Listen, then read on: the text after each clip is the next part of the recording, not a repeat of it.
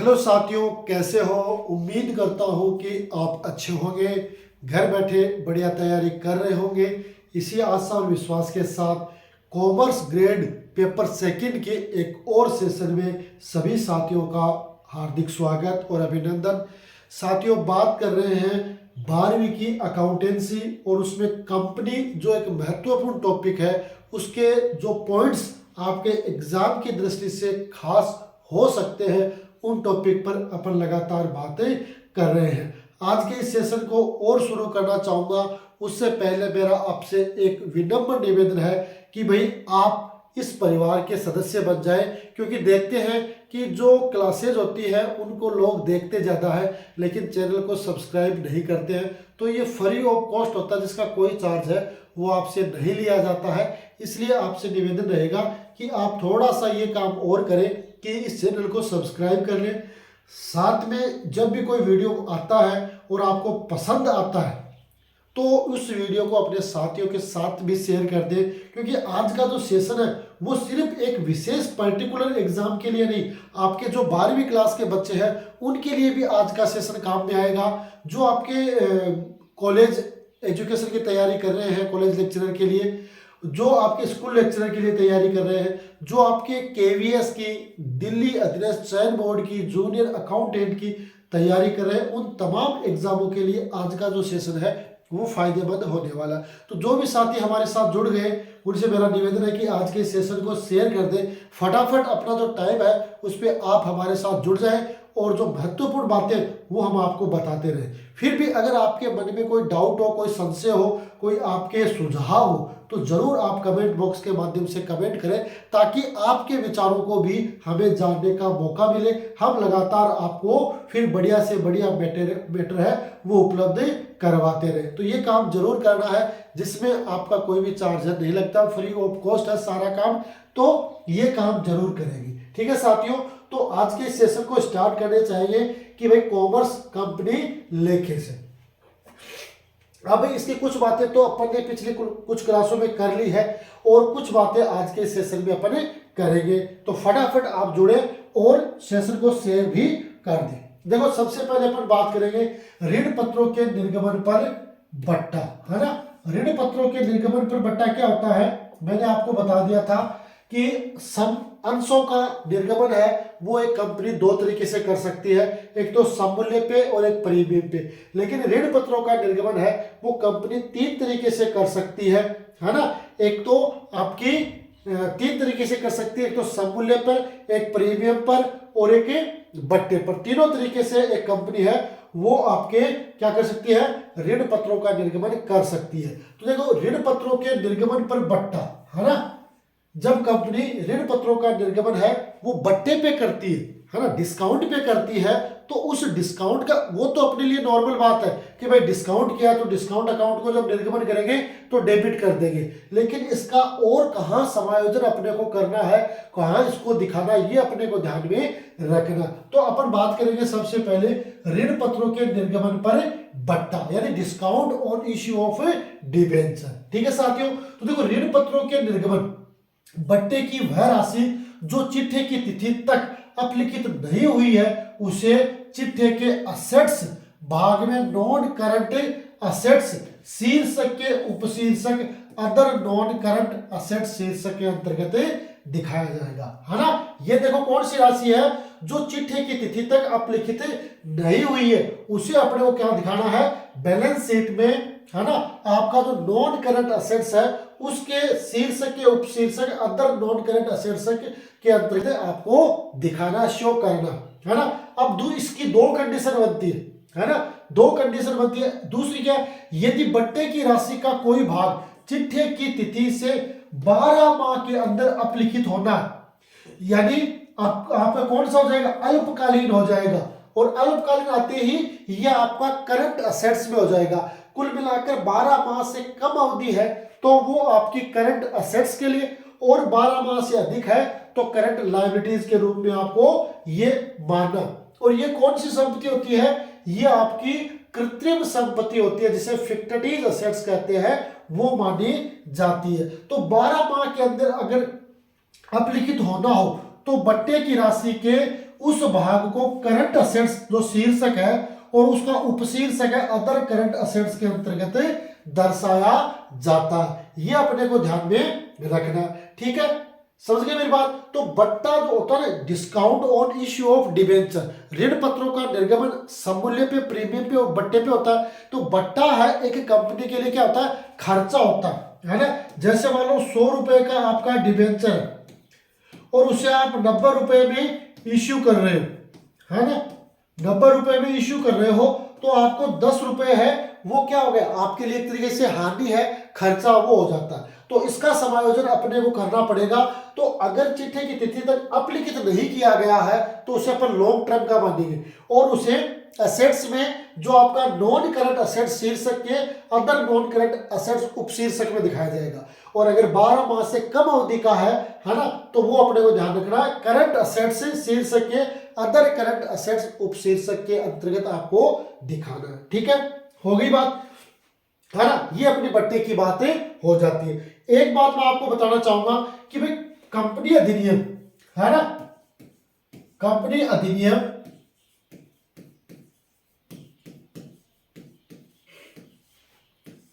पहले कौन सा था, कंपनी अधिनियम 1956। अब वर्तमान में कौन सा है, वर्तमान कंपनी अधिनियम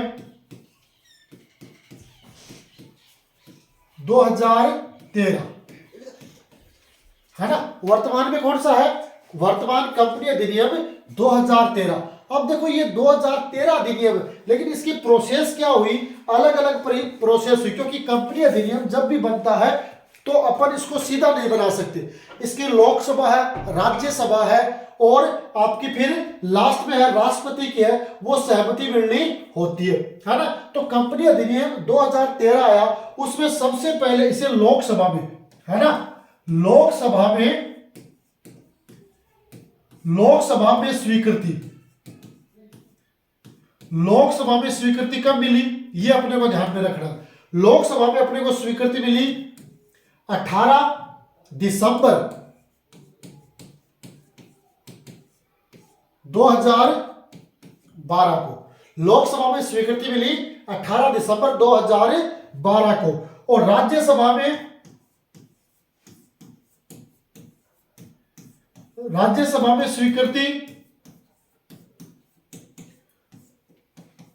में स्वीकृति कब मिली, 8 अगस्त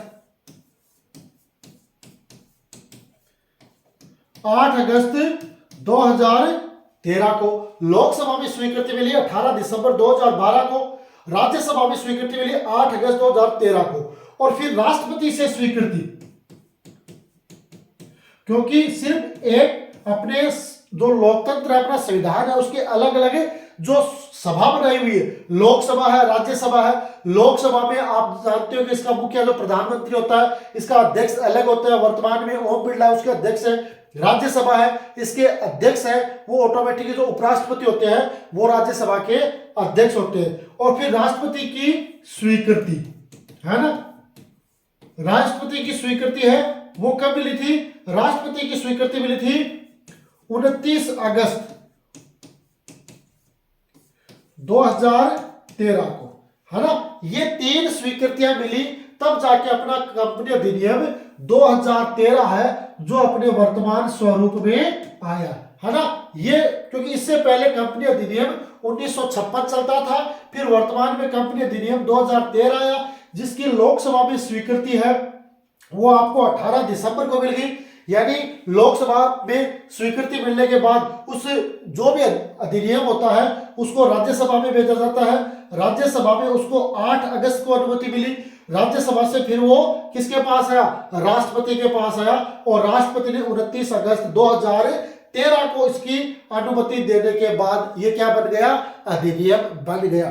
क्योंकि अंतिम स्वीकृति है वो राष्ट्रपति के पास होती है, राष्ट्रपति ने स्वीकृति देने के बाद ये अधिनियम का रूप है वो ले लेता है। तो ये कंपनी अधिनियम की जो प्रोसेस है, ये अपने को डेट है वो थोड़ी सी ध्यान में रखनी है कि लोकसभा में 18 दिसंबर 2012, राज्यसभा में 8 अगस्त 2013, राष्ट्रपति की स्वीकृति 29 अगस्त 2013। इस तरीके से अपने को जो संविधान में रजिस्टर्ड जो कंपनी अधिनियम बना उसकी ये प्रोसेस है, और जिसमें खूब सारी धाराएं और खूब सारे आपके अधिनियम है वो बनाए गए, है ना, जिसके लिए मैंने आपको बताया भी था, है ना, जिसके लिए मैंने आपको बताया था कि भाई जो सेक्शन है जिसको अपन कहते हैं धारा, है ना, अगर बात करें धारा 241, है ना, तो ये किससे होती है, ये आपके वित्तीय वर्ष से होती है ना, धारा 241 है वो किससे होती है, वित्तीय वर्ष से होती है।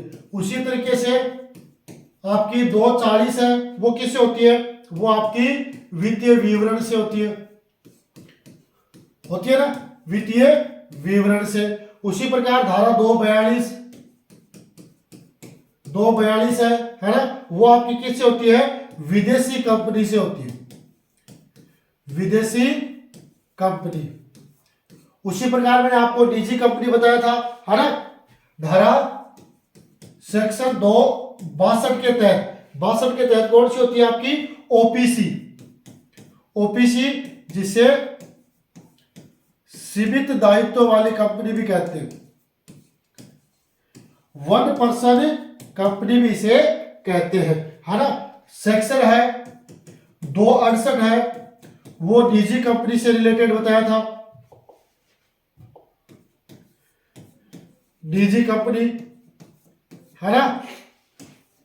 सेक्शन है 271, वो कौन सा होता है, सार्वजनिक कंपनी, है ना। इस तरीके से ये सेक्शन है वो अपने को ध्यान में रखने, और भी सेक्शन जो जो आएंगे वो अपन देख लेंगे। कंपनी की परिभाषा है ना, सेक्शन 220 है, उसमें क्या है, कंपनी की परिभाषा, है ना। सेक्शन धारा 210 है, उसमें आपका जो संचालक मंडल है वो, यानी तमाम ये धाराएं आपके सामने आती रहेगी, लेकिन इसको क्या करना है, आपको लिखते रहना है ना।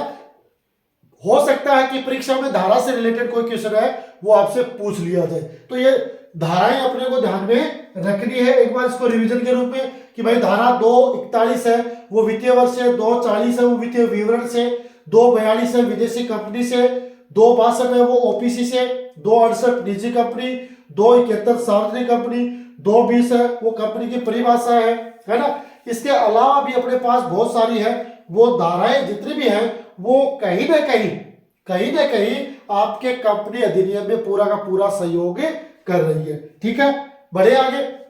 धाराएं समझ में आ गई ना, धाराओं को ध्यान में रखना, इनको बिल्कुल भी कब मत समझना कि भाई ये ऐसी कोई पूछी जाती है क्या, कभी भी कुछ भी पूछा जा सकता है, कहीं कोई दिक्कतें नहीं है। ठीक है, अब आगे देखते हैं, है ना। आगे क्या होता है कि ऋण पत्रों का निर्गमन, क्या होता है, ऋण पत्रों का निर्गमन किसके अलावा, नगद के अतिरिक्त प्रतिफल के रूप में, है ना।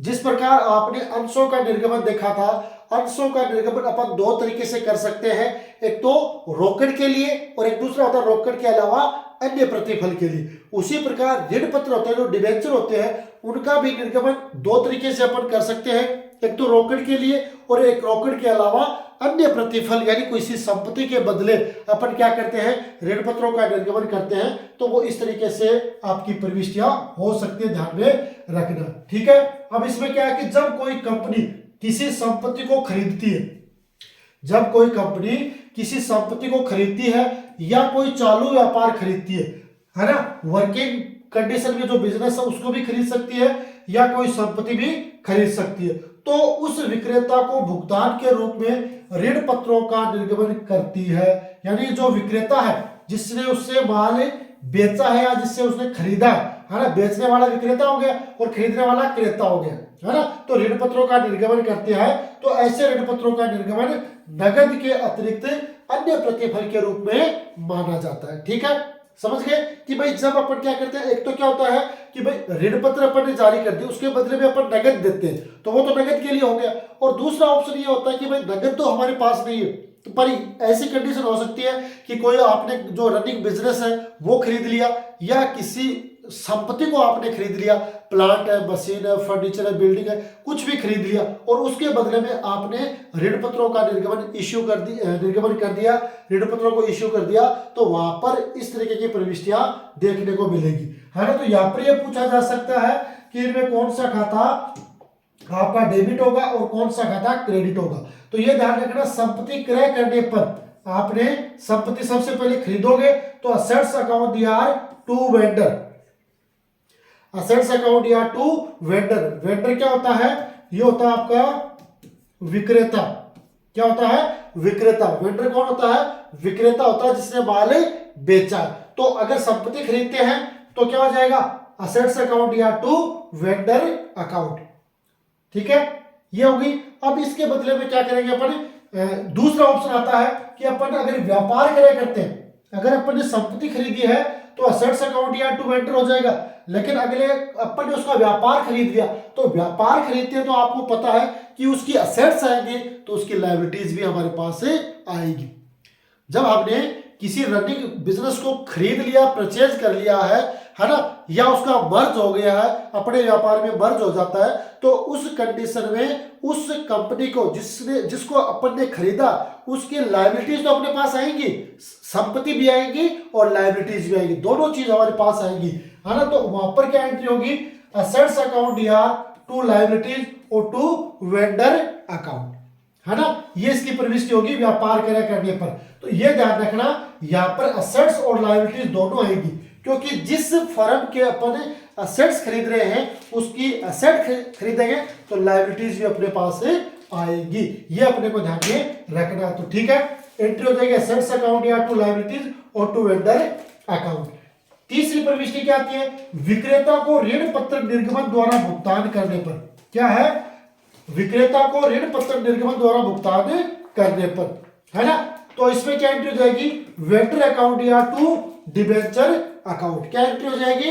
वेंडर अकाउंट या टू डिबेंचर अकाउंट। ये इसकी प्रविष्टि हो जाएगी। ठीक है, विक्रेता को ऋण पत्रों के निर्गमन भुगतान करने पर वेंडर अकाउंट या टू डिबेंचर। ये कब होगा? जब अपन प्रीमियम पे नहीं देते, सब मूल्य पे देते हैं कि अपन ने क्या कहते हैं, दोनों प्रविष्टियों की एक ही प्रविष्टि होगी। अगर संपत्ति खरीदते हैं तो ये प्रविष्टि हो जाएगी और अगर बिजनेस खरीदते हैं तो ये प्रविष्टि हो जाएगी। अब इसके बदले में, है ना, इसमें अपन ने संपत्ति खरीदी तो उस संपत्ति के बदले में अपन क्या करेंगे? ऋण पत्र जारी करेंगे सब मूल्य पे। और अगर अपन ने व्यापार खरीदा है तो उस व्यापार यानी व्यापारी जो विक्रेता उसको जारी करेंगे ऋण पत्र।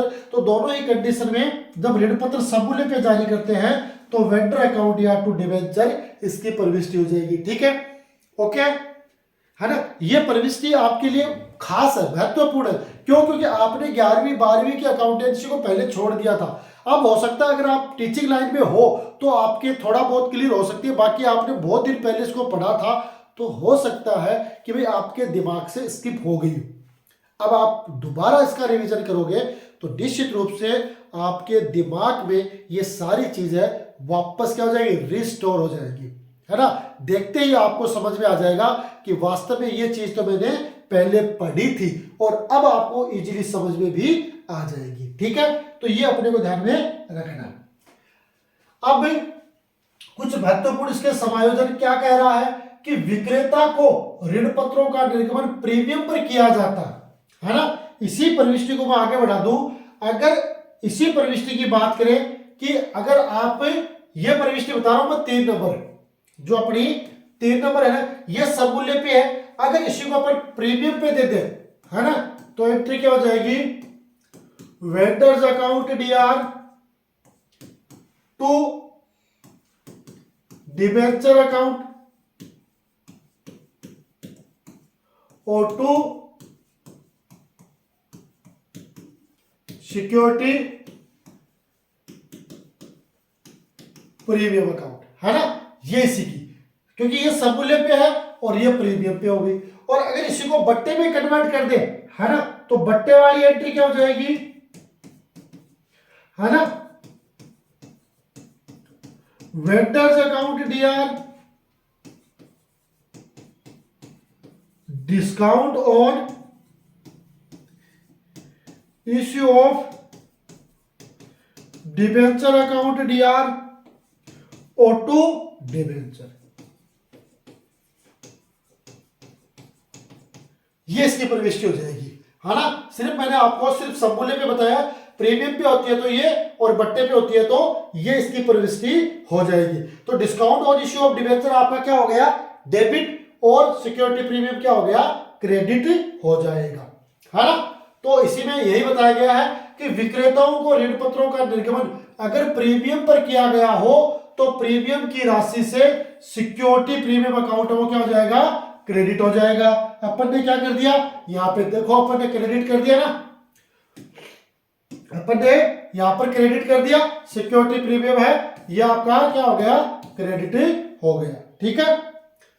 दूसरा क्या कर, यदि बट्टे पर किया गया है तो बट्टे की राशि discount on issue of debenture account debit हो जाएगा। तो ये अपन ने यहां पे डेबिट कर दिया, ये रहा आपके साथ discount on issue of debenture account. तो ये अपने को ध्यान में रखना है कि जब आप किसी दूसरी कंपनी की संपत्ति खरीदते हो या उसका व्यापार खरीदते हो तो दोनों की प्रविष्टियां पहली और दूसरी सेम अलग अलग होगी, लेकिन तीसरी प्रविष्टि वो सेम रहेगी। वेंडर अकाउंट या सममूल्य पे है तो डिबेंचर प्रीमियम है तो वेंडर अकाउंट या to debenture to security premium, और बट्टे पे है तो वेंडर अकाउंट या discount on issue of debenture account या टू डिबेंचर, है ना। ये इस तरीके से अपने को ध्यान में रखना है। तो यहां पर आपका सिक्योरिटी प्रीमियम है वो क्रेडिट होगा और discount on issue of debenture है वो डेबिट हो जाएगा, ठीक है, ओके है, यहां तक सारी बात क्लियर है। अब नहीं है डाउट किसी प्रकार का, बढ़े आगे, आगे देखते हैं।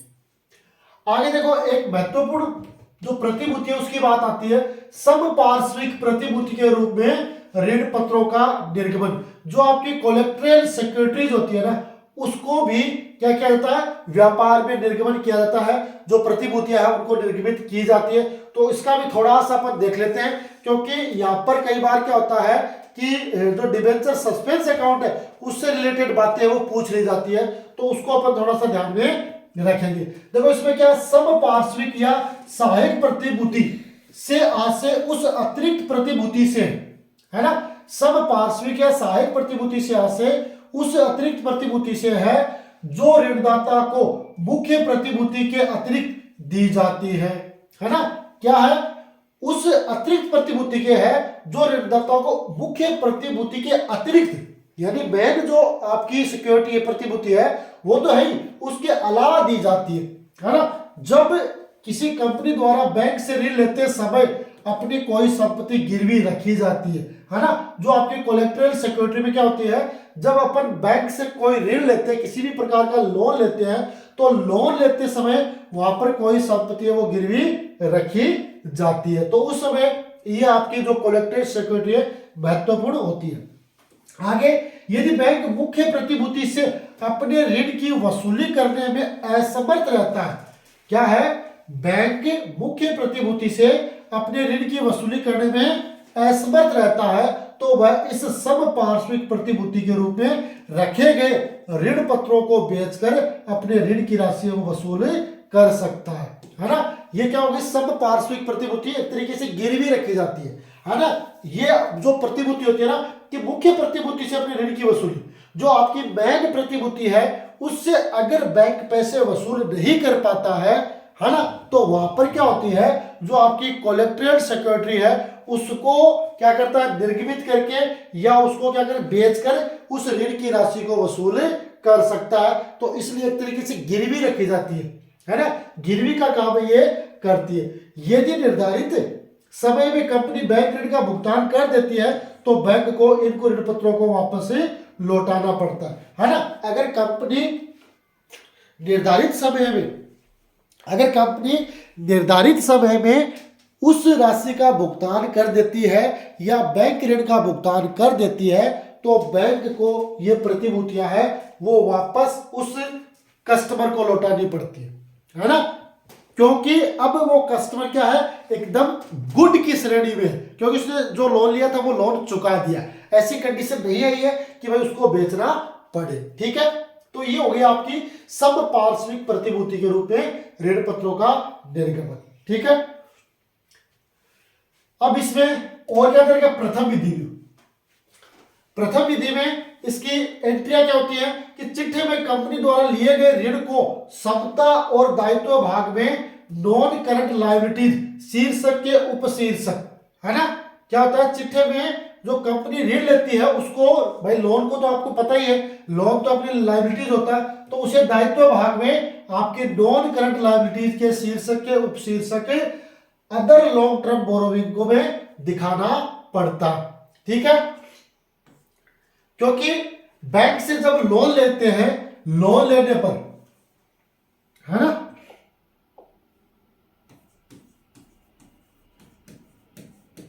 लोन लेने पर क्या एंट्री होगी, भाई पैसे आए हैं तो bank account Dr to bank loan, है ना। अब सब पार्श्विक प्रतिभूति के रूप में अगर निर्गमन होता है ना, प्रतिभूति के रूप में,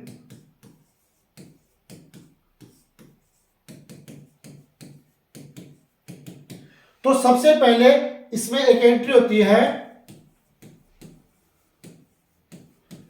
debenture suspense account Dr to debenture account. ये डिबेंचर सस्पेंस अपने लिए संपत्ति हो जाता है और ये लायबिलिटीज होता है। लोन लेके तो bank account Dr to bank loan है वो इसकी एंट्री हो जाएगी। तो अगर अपन ने ऋण लिया है तो इस ऋण को इक्विटी एंड लायबिलिटीज में आपका नॉन करंट लायबिलिटीज है उसका जो उपशीर्षक है लॉन्ग टर्म बोरोविंग के अंतर्गत दिखाएंगे, किसको, डिबेंचर को। प्रथम विधि में डिबेंचर को वहां दिखा देंगे। ठीक है, आगे देखो द्वितीय विधि में क्या आता है, ये आपकी द्वितीय विधि आ गई, है ना। द्वितीय विधि में क्या, इस विधि के अंतर्गत सब पार्श्विक प्रतिभूति के रूप में ऋण पत्र निर्गमन का लेखा प्रविष्टि इस प्रकार की जाती है ना। सबसे पहले ऋण पत्रों का निर्गमन करेंगे तो डिबेंचर सस्पेंस अकाउंट या टू डिबेंचर, जो मैंने अभी आपको बता दिया, प्रतिभूति के रूप में निर्गमन करते हैं तो डिबेंचर सस्पेंस अकाउंट या टू डिबेंचर इसकी एंट्री हो जाएगी ऋण पत्रों का निर्गमन होने पर प्रतिभूति के रूप में। और जब उस व्यक्ति द्वारा वो राशि वापस चुका दी जाती है तो अपन क्या करेंगे, उन ऋण पत्रों को वापस उस व्यक्ति को चुकाएंगे। तो दूसरी एंट्री हो जाएगी ऋण का भुगतान हो जाने पर डिबेंचर अकाउंट या टू डिबेंचर सस्पेंस। इस तरीके से अपने को सब पार्श्विक प्रतिभूति के रूप में ऋण पत्रों का निर्गमन किया जाता है। तो वहां पर इन प्रविष्टियों का ध्यान में रखना है। ठीक है, समझ गए मेरी बात, है ना। तो समपार्श्विक प्रतिभूति के रूप में होगा तो ये दो तरीके से आपको प्रविष्टि करनी है, निर्गमन पर ये प्रविष्टि होगी और भुगतान पर ये प्रविष्टि होगी, है ना। अब ये डिबेंचर सस्पेंस है वो आपका असेट साइड में दिखाया जाएगा और ये आपका लायबिलिटी साइड है उसमें शो होगा, बैलेंस शीट की जो लायबिलिटी साइड है उसमें शो होगा। ठीक है, ओके, बढ़े आगे देखते हैं। अब इसमें वही बात बता रखी है कि जब तक ऋण का भुगतान नहीं किया जाता, है ना, तब तक डिबेंचर है को समता और दायित्व भाग में आपकी नॉन करंट लायबिलिटीज के शीर्षक के उपशीर्षक लॉन्ग टर्म बोरोविंग के अंतर्गत दर्शाया जाता है और डिबेंचर सस्पेंस अकाउंट को इन ऋण पत्रों में से घटाकर दर्शाया जाता है। डिबेंचर सस्पेंस अकाउंट है को इन ऋण पत्रों को घटाकर, अब इसमें दो कंडीशन होती है, अगर घटा के दिखाएंगे तो इसे बैलेंस शीट में फिर नहीं दिखाना पड़ेगा, और अगर दोनों साइड दिखाते हैं कि डिबेंचर को अपन ने नॉन करंट लायबिलिटीज में दिखा दिया लॉन्ग टर्म बोरोइंग में, है ना, तो इस डिबेंचर सस्पेंस को एसेट साइड में दिखाना पड़ेगा। और अगर घटा के दिखाते हो तो इसको एसेट साइड में दिखाने की आवश्यकता नहीं रहेगी। ठीक है, समझे यहाँ तक मेरी बात। तो ये होते हैं ऋण पत्रों के निर्गमन से रिलेटेड बात सब पार्श्विक प्रतिभूति के रूप में। आगे देखो, शोधन की शर्तों के आधार पर ऋण पत्रों का निर्गमन, है ना। इसमें क्या होता है कि ऋण पत्रों के निर्गमन के समय ही loss on issue of debenture account को डेबिट कर दिया कर premium on redemption account debenture को क्या कर देता है, क्रेडिट कर दिया जाता है। शोधन की शर्तों के आधार पर आपका loss on issue of debenture account है ना, loss on issue of debenture account और प्रीमियम और रिडम्पशन ऑफ डिबेंचर अकाउंट को क्रेडिट और इसको डेबिट है वो किया जाता है शोधन की शर्तों के आधार पर ऋण पत्रों के निर्गमन के समय। ऋण पत्रों के निर्गमन के समय अगर अपने को किसी प्रकार का कोई लॉस होता है तो वो तो डेबिट होगा, और प्रीमियम और रिडम्पशन ऑफ डिबेंचर है उसको अपन क्रेडिट करेंगे। ठीक है, ओके है। अब बताओ देखिए यहां तक कुछ बातें समझ में आई या नहीं आई? अब भी किसी के कोई डाउट है क्या? अब भी किसी साथी के किसी प्रकार का कोई डाउट है क्या इन पॉइंट्स में? देखो साथियों, परीक्षा का समय है वो लगातार नजदीक आ रहा है। कुछ ऐसी संभावनाएं भी है कि पोस्टें बढ़ सकती है, लेकिन उसके बारे में कंफर्म नहीं कहा जा सकता। अगर कॉमर्स में कोई पोस्ट बढ़ती है तो मेरे हिसाब से 150 पोस्ट बढ़ेगी, लेकिन फिर भी देखो टारगेट है वो 340 पोस्ट है, वो आपके लिए बढ़िया पोस्ट के रूप में है।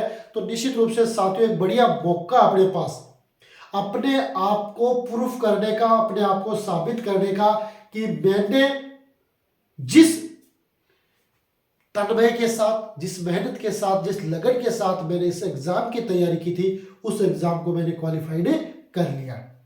तो साथियों समय कम है, बेटर ज्यादा है, लगातार पढ़ते रहो। स्टडी का जो शेड्यूल है उसको थोड़ा बहुत इंक्रीज करो। अभी 4 घंटे पढ़ रहे हो तो 5, 6, 7 इसको आगे बढ़ाओ। लगातार हमारे साथ जुड़ते रहो। जो जो मैटर आपको फर्स्ट ग्रेड से रिलेटेड है वो हम आपको उपलब्ध करवाते रहेंगे।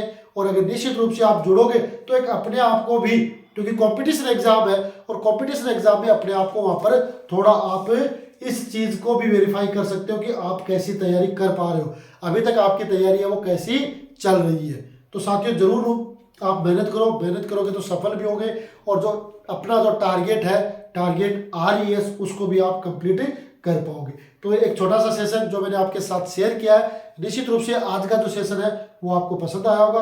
और अगर पसंद आता है तो वीडियो को लाइक कर दें, चैनल को सब्सक्राइब कर दें, और साथ में वीडियो को अपने साथियों के साथ शेयर कर दें ताकि वो भी हमारे साथ जुड़े और इन सेशन, जितने भी जो सेशन हुए उन सब का फायदा है वो उठा सके। और मोर डिटेल आप जानना चाहते हो तो हमारे टेलीग्राम चैनल और व्हाट्सएप चैनल को ज्वाइन कर लीजिए।